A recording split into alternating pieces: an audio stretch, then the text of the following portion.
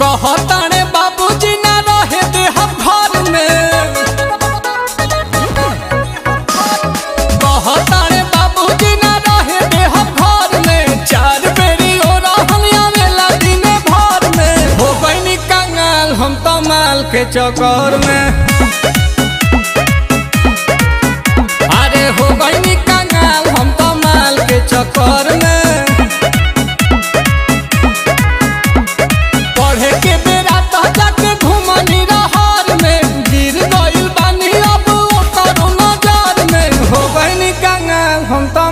के चक्कर में अरे हो गई कंगाल हम तो माल के चक्कर में।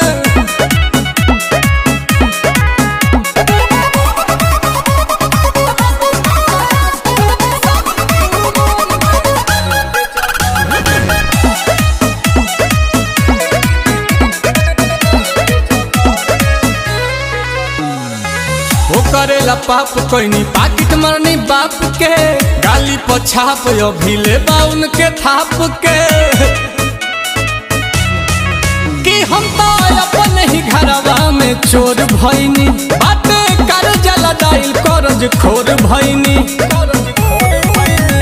कि मन करे कूद जाई जाई के नहर में, मन करे कूद जाई जाई के नहर में। हो गईनी कंगाल हम तो माल के चक्कर में।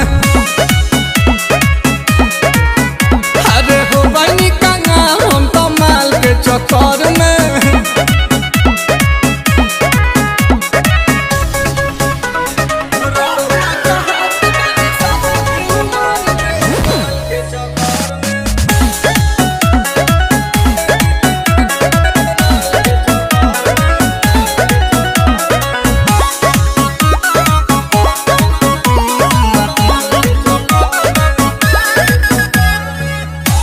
प्रियांशु के बिगाड़े में बहात हो, बरतावे खीस प्रिंस दे लेना साथ हो।